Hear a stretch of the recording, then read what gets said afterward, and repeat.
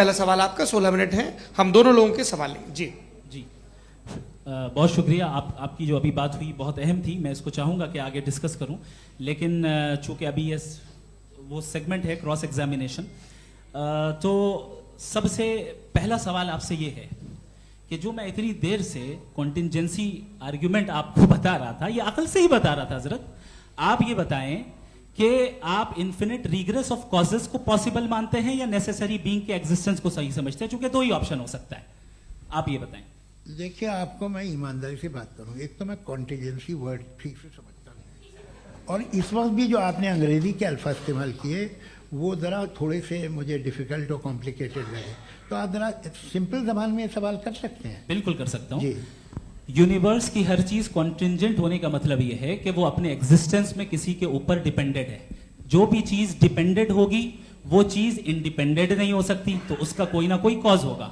तो अब आप क्या समझते हैं कि ये इन्फिनिट रिग्रेस है, यानी कॉज पर कॉज, कॉज पर कॉज, कॉज पर कॉज, और कभी कोई यानी एंडलेसली चलता रहा? क्योंकि अगर ऐसा होगा तो हम तो एग्जिस्टेंस में आते ही नहीं। लॉजिकली ये मुत्तफक अलैह चीज है, मुत्तफक अलैह, अग्रीड अपॉन। इस पे हमने एग्री किया था कि मुश्किल शब्द आएगा तो अर्थ बताना पड़ेगा। तो इन्फिनिट रिग्रेस तो पॉसिबल नहीं है, तो कहीं ना कहीं आपको रुकना पड़ेगा ऐसे नेसेसरी बीइंग पर। नहीं, कोई जरूरत नहीं रुकने की। किसने कहा आप रुकना पड़ेगा? आप रुकते हैं खुदा पे, आप नहीं रुकते। आप कहते हैं वो हमेशा से, जब उस वक्त से जब वक्त नहीं था। आप कहाँ रुकते हैं कि अब हुआ था वो? आप नहीं कहते। हम क्यों नहीं मान सकते कि यूनिवर्स जो है और बल्कि मल्टीवर्सेस जो है वो हमेशा से हैं, वो बनती है, बिगड़ती है। एक हमारे यहाँ एक चीज़ है ब्लैक होल, वो समेट लेता है वापस, फिर ब्लास्ट होता है, फिर फैल जाता है। और इसमें हमारी तो खैर कोई औकात ही नहीं है इंसान की। एक छोटे से जर्रे पे हम 50-60 साल की उम्र रखते हैं, जो करोड़ों अरबों साल की कायनात है उसमें, और पैदा भी नहायत ही बेहुदा वजह से हुए थे।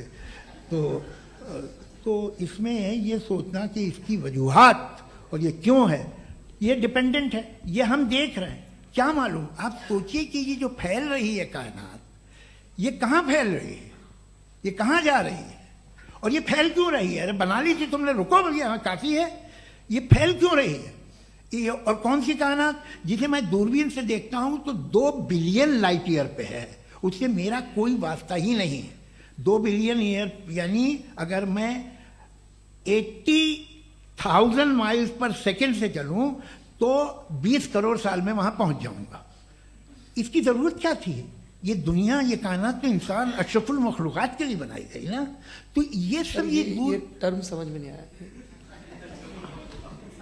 इसमें कोई खास समझने वाली बात थी भी नहीं। ये जो अल्टीमेट कहा यह जाता है कि ये जो पूरी यूनिवर्स है, ये जो दुनिया है, ये इंसान के लिए बनाई गई। अच्छा, ये सब इंसान के लिए। क्यों साहब, सही है ना? बिल्कुल, लेकिन इसका ये मतलब नहीं कि किसी चीज के पीछे रीजन आपको नहीं पता तो रीजन नहीं है, इसे कहते हैं नहीं, मुझे नहीं पता, लेकिन मेरी जिम्मेदारी नहीं है। वो बिल्कुल सही कहा था उसने, बर्टन रसल ने। आपने उसे मजाक में टाल दिया कि भाई आप एक दावा कर रहे हैं, मैं क्यों कहूं कि ये गलत है दावा? आप प्रूफ कीजिए, मेरे पे जिम्मेदारी ही नहीं है, मैंने थोड़ी कहा है। आप प्रूफ कीजिए कि ये सही है। आप आर्ग्यूमेंट ऑफ कॉन्टिंजेंसी का जवाब ही नहीं दे रहे हैं। पूछना चाहेंगे? आप सवाल पूछना चाहेंगे मुफ्ती साहब से? क्योंकि ये क्रॉस एग्जामिनेशन का दौर है। आप जैसे पहले बोल रहे थे फेथ को लेके कुछ। मैं ये पूछना चाहूँगा कि खुदा ने जो भी रेवल्यूशन किए हैं, एक मज़हब के नहीं, बहुत से मज़हबों में किए हैं, अलग अलग रेवल्यूशन है। कहीं कुछ एक बातें हैं, कॉन्ट्रडिक्शन भी है आपस में, कहीं कुछ आप कर सकते हैं, कहीं कुछ नहीं कर सकते। ऐसा नहीं है कि सबकी कोड ऑफ मॉरल एक है। तो ये किस्सा क्या है? अब आप ये देखिए कि मुझे कभी कभी लगता है कि जो फुटबॉल फाइनल होता है, लाखों लोग होते हैं, फिर वो टीवी कवर करती, करोड़ों लोग, अगर उसमें खुदा की एक बूमिंग आवाज आ जाती, मैं गॉड हूं, तो सारे लोग अभी सुन लेते और टीवी पे भी सुन लेते, किस्सा खत्म होता। ये इतनी राजदारी क्या है कि तुम सामने कुछ तो सबूत दे दो हमें सॉलिड। ये कह साहब ये यूनिवर्स कैसे बनी, इससे मसला क्या हल होगा? मैं पूछूंगा आपसे खुदा कैसे बना? क्यों नहीं पूछूंगा कैसे बना? बल्कि वो तो कायनात से कहीं ज़्यादा इंटेलिजेंट है, कायनात से कहीं ज़्यादा कॉम्प्लेक्स। जी वो हमेशा से है। आप कहेंगे मैं मान लूँगा। अच्छा दोयम वो कादिर मुतलक, यानी कादिर मुतलक का मतलब ओमनीपोटेंट, वो जो चाहे कर सकता है। आपको नौकरी दिलवा सकता है, आपकी अच्छी जगह शादी करवा सकता है, आपके पड़ोसी का मुकदमा हरवा सकता है, आपको जिता सकता है, सब काम करता है। थोड़ा सा माइक क्लोज जी। वो इस दुनिया को चला कैसे रहा है, ये दुनिया कैसे चल रही है, आपको इस पर हैरत नहीं होती? या क़यामत के बाद कभी एक जस्टिस होगा, जब ये बच्चा मर चुका होगा जिसकी धज्जियाँ उड़ गई बम से, इसको इंसाफ मिलेगा तब। अच्छा, अब जवाब दूं? हाँ जी जी। मैं वही इसीलिए आप की तरफ। सबसे पहले आपने रेवलेशन और स्क्रिप्चर्स की बात की, इस पे मैं बात कर सकता हूं लेकिन आज नहीं करूंगा क्योंकि वक्त कम है, कभी और इस पे डिस्कस करेंगे। मैं तैयार हूं उस पे भी बात करने के लिए। ये क्योंकि अभी हमारा से topic- राउंड 2 की भूमिका तय हो रही है। डज गॉड एग्जिस्ट राउंड 2 जी। चूंकि आज गॉड के एग्जिस्टेंस पे बात है तो मैं उसी के रिलेटेड जो है आपके सवालात को एंटरटेन भी करूंगा और मैं भी पूछूंगा। आपने कहा कि आपने साबित ही नहीं किया, जबकि आर्ग्यूमेंट ऑफ कॉन्टिजेंसी बुनियादी आर्ग्यूमेंट है। आप मुझे कॉन्टिजेंसी का मतलब बताइए, आपका मतलब क्या कॉन्टिजेंसी? कॉन्टिजेंसी का मतलब यह हुआ कि हर वो वजूद जो किसी भी चीज का पाबंद है, हर वो वजूद या हर वो चीज जो अपने एग्जिस्टेंस में किसी भी चीज के पाबंद है और उससे बाउंड है, उसको उसकी जरूरत है, उस पर डिपेंड करती है, तो जाहिर सी बात है कि उसका कोई ना कोई कॉज होता है। ये तो अक्ल की बात है, ये आप रीजनिंग की बात करते हैं, मैं वही कर रहा हूं। दूसरी चीज आपने ये बात कही कि इतने बिलियन लाइट ईयर्स दूर है, उसका मेरा क्या लेना देना। फिर मेरे ख्याल से आपको ये नहीं कहना चाहिए I think therefore I am an atheist. आपको सोचना चाहिए, सिर्फ आप एक लिमिटेड दायरे में रहकर नहीं सोचें बल्कि बाहर निकलकर सोचें। आपने तीसरा सवाल किया, आपने सर, 2-3 सवाल एक साथ किए। ऐसी बातें ना कीजिए, कुछ को इतराज हो जाएगा आप पे कि आप कुछ भी सोचें, ये इजाजत आपको है नहीं, मुझे है।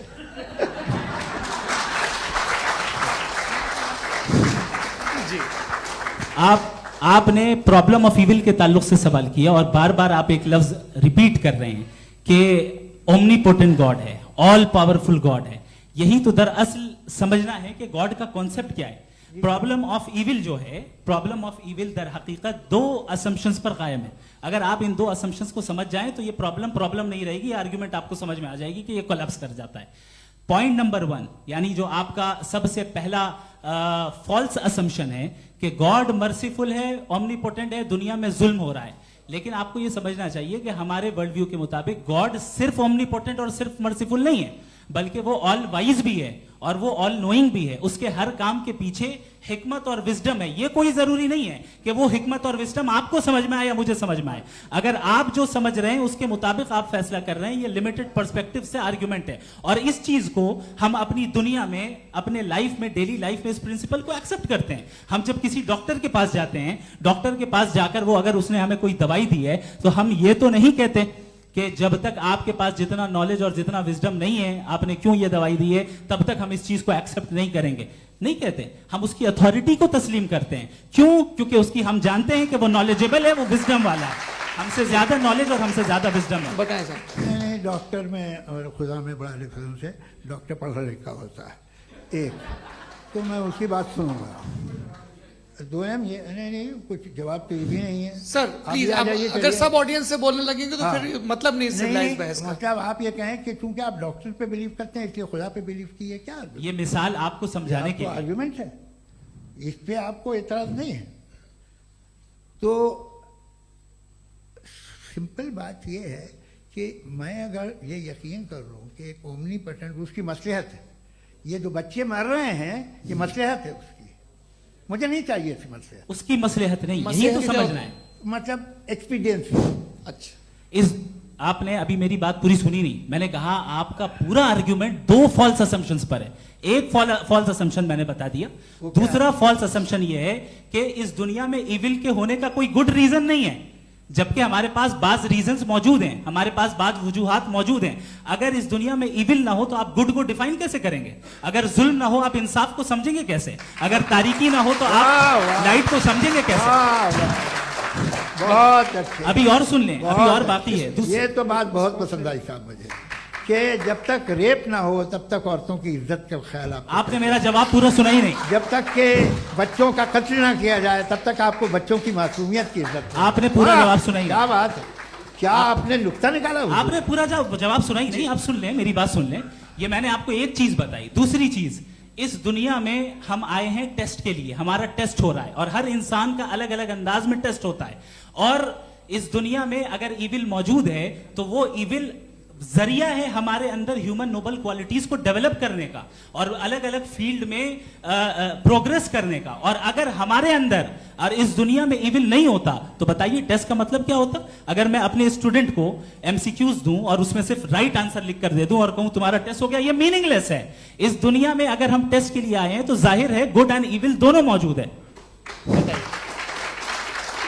तो अगर गुड एंड इविल दोनों मौजूद है तो ये इविल भी खुदा का बनाया हुआ है।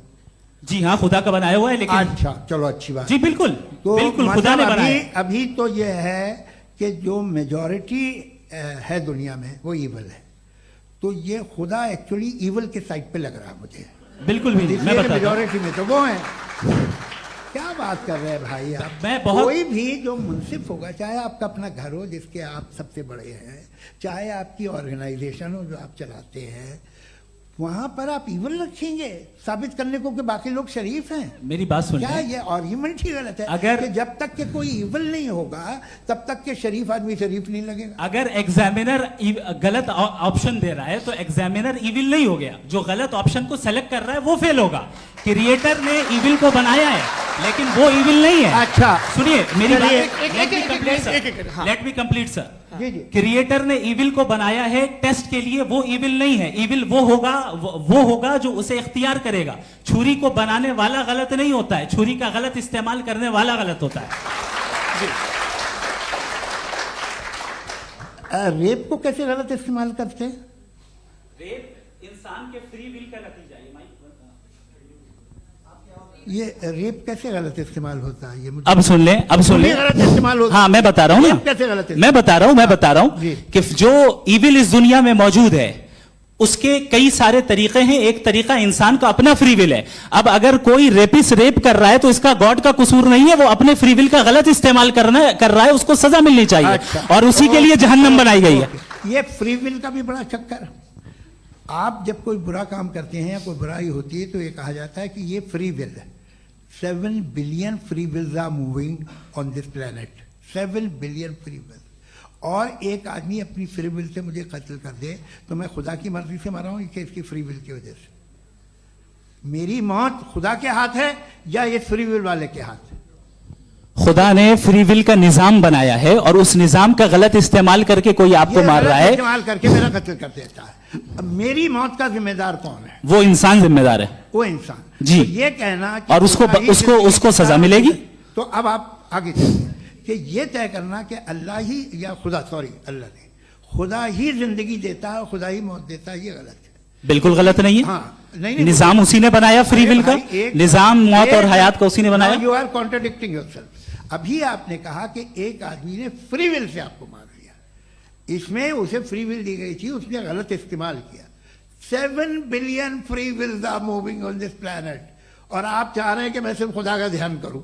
ये 7 बिलियन फ्री विल्स को मुझे लुक आफ्टर करना पड़ेगा कि नहीं? ये तो तबाहियां कर रही हैं और तबाहियां ज्यादा हो रही हैं। बिल्कुल। तो अगर आप बताएं अगर खुदा नहीं है फॉर एग्जाम्पल, तो आप इविल को कैसे डिसाइड करेंगे? यानी how can you define evil objectively without God? देखिए दुनिया में 2 तरह के जानवर हैं। एक जो अकेले रहते हैं जंगल में और एक जो ग्रुप्स में रहते हैं। ग्रुप में जो भी रहेगा, चाहे वो आपका फाउंडेशन हो, चाहे कोई क्लब हो, चाहे कोई पॉलिटिकल पार्टी हो, चाहे कोई यूनिट हो, उसमें आपको इंटरैक्ट करने के रूल बनाने पड़ेंगे। यानी लोग तय करेंगे। लोग तय करेंगे। अगर लोगों ने यह तय किया कि किसी का रेप करना सही है, आप जस्टिफाई करेंगे? नहीं, आपका फाउंडेशन तो ये हो गया ना कि लोग ही विल डिसाइड करेंगे। नहीं। अरे दुनिया में ऐसे ग्रुप्स हैं जो रेप को जायज मानते हैं सर्टेन हालात में। मैं डिटेल में नहीं जानूंगा, आप भी जानते हैं। ये जो आईसिस वाले थे इन्होंने क्या किया था, तो उन्होंने क्या किया उसका खुदा से कोई ताल्लुक नहीं है सर। मैंने सिंपल सवाल किया कि इविल को आप डिफाइन करते कैसे हैं? आइए वापस आइए जी। आप साथ में तभी रह सकते हैं जब कुछ आप ऐसे उसूल डेवलप करें जिसमें हर एक का बेसिक तहफ़्फ़ुज़, हर एक का बेसिक राइट हो और हर एक को कोई आराम मिले। यही तरीक़ा है किसी भी ऑर्गेनाइजेशन जिसमें एक से ज़्यादा लोग हैं और वो ऐसे चलती है ज़िंदगी। उसमें अगर आप गड़बड़ करेंगे तो तबाही होगी, नुकसान होगा, बर्बादियाँ आएंगी। और अगर उसमें आप घर ले लीजिए ना, एक हस्बैंड है, एक वाइफ है, बच्चे हैं, वालदा भी हैं, 2 बहनें भी हैं, एक भाई भी है। अब इसमें कोई निज़ाम आपको चाहिए साथ में रहने का, और एक दूसरे पे भरोसा रहे, एक दूसरे के बहीख्वाह हों, एक दूसरे की मदद करें, ऐसी जिंदगी। सर आपकी बात आ गई, आप ये कह रहे हैं कि लोग डिसाइड करेंगे क्या सही है क्या गलत है, यही है मेजॉरिटी डिसाइड करेगी क्या सही है क्या गलत है? अरे भाई बिल्कुल। मेजॉरिटी अगर ये कहे कि नाजी जर्मनी के साथ जिस तरह मेजॉरिटी थी कि जेनोसाइड करना सही है, आप जस्टिफाई करेंगे? उस वक्त आपका ये सवाल सिर्फ उसके बाद क्लोजिंग। हाँ, उस वक्त प्लेनेट पे जो लोग थे उनमें कितने लोग हिटलर को सही समझते? अच्छा, प्लेनेट की मेजॉरिटी तय करेगी, सोसाइटी की नहीं। प्लेनेट की मेजॉरिटी गॉड के एग्जिस्टेंस को सही मानती है, आप क्यों नहीं मानते? ये हेलो ये क्रॉस क्वेश्चन का राउंड यहां पर समाप्त होता है। और ये बड़ा अच्छा है कि इस तरह से फ्रेगमेंट कर दिया गया है ताकि जो मरकरी ऊपर जा रहा है नीचे जवाब आ दे जाए। दूं। जी, प्लेनेट की ज्यादातर मेजॉरिटी कुछ दूसरे मजहबों के खुदा को मानती है। आप उन्हें क्यों नहीं, आप तो मेजॉरिटी की बात कर रहे अच्छा, हैं। ये मैं भी क्लोजिंग majority की बात- आप ये कह रहे हैं इविल और गुड को डिसाइड मेजॉरिटी करेगी, मेजॉरिटी जो कर दे वो सही हो जाएगा। अरे क्लोजिंग इसको जैसा आप ही लोगों ने तय किया है उसी फॉर्मेट को फॉलो कर लेते हैं। हाँ। भाई मैंने तो भले लोगों पे एतबार किया और तब मॉडरेशन तय किया। जी, आपके पास 5 मिनट का वक्त है, क्लोजिंग आर्ग्यूमेंट है, उसके बाद हम ऑडियंस से क्वेश्चन आंसर लेंगे जावेद साहब की क्लोजिंग आर्ग्यूमेंट के बाद। ओके, टाइम स्टार्ट बहुत शुक्रिया जी। हमारा जो टॉपिक है डज गॉड एग्जिस्ट, मैं इस पे इतने एकेडमिक तैयारी करके आया था, मुझे था कि मैंने सोचा था कि कई सारे मैं आर्ग्यूमेंट्स दूंगा, लेकिन वक्त की भी किल्लत और जावेद साहब बार बार इधर उधर चले जा रहे थे तो उसको भी थोड़ा एंटरटेन करना पड़ गया। डज गॉड एग्जिस्ट पे मैं एक ही आर्ग्यूमेंट दे पाया, आर्ग्यूमेंट्स बहुत हैं और डेफिनेटिव आर्ग्यूमेंट्स हैं, और मेरे आर्ग्यूमेंट को किसी एक राउंड में भी इन्होंने एंटरटेन नहीं किया और रेफ्यूट नहीं किया, एक राउंड में भी नहीं, एक राउंड में भी नहीं। कौन सा? और ना ही अभी आपका क्लोजिंग आर्ग्यूमेंट आएगा नहीं, वो उसमें। बता देना। Argument of contingency sir. अरे मैं आपसे कई बार कह चुका हूँ कंटीजेंसी का मतलब अब मैं कैसे समझाऊं Please, आपको? आपस में हाँ, आप और please, कितने please, आसानी से समझाऊं मैं, मुझे तो नहीं समझ में आ रहा है। बस आप अपनी- sir, argument sir, of contingency Urdu में बोल सकते हैं। हाँ, आप अपनी बात पूरी कर लें जी। आखिरी 4 मिनट। दूसरी चीज, just a minute please ma'am, can I talk? दूसरी चीज ये है कि आपने एक तो इसका जवाब नहीं दिया, दूसरा आपने गॉड के ना होने पर कोई डेफिनेटिव आर्ग्यूमेंट नहीं दिया, सिर्फ मजहब पे बात कर रहे हैं आप। मजहब तो आज हमारा टॉपिक ही नहीं था, आज तो हमारा टॉपिक हो, आप मजहब से ले लेकर आईएस तक चले गए। भाई हमारा क्या ताल्लुक है उससे? We condemn them. और उसका गॉड से क्या ताल्लुक है? अगर कोई गलत काम कर रहा है, किसी ने किसी को कत्ल किया, किसी ने किसी का रेप किया, उसको सजा मिलनी चाहिए। और आपके पास कोई भी rational strong foundation of morality नहीं है। आपने कहा कि मेजॉरिटी तय करेगी सोसाइटी की, वो सही होगा। मैंने कहा हिटलर को फिर आप सही कहेंगे, नहीं, प्लैनेट की सोसाइटी की मेजॉरिटी तय करेगी। तो प्लैनेट की मेजॉरिटी गॉड के एग्जिस्टेंस को मानती है, आप कह रहे हैं ये रिलीजियस है। तो यानी आपके पास कोई स्ट्रॉन्ग फाउंडेशन नहीं है ऑब्जेक्टिव मोरालिटी का। ऑब्जेक्टिव मोरालिटी का अगर कोई फाउंडेशन है तो वो सिर्फ गॉड है, गॉड है, गॉड है। Thank you.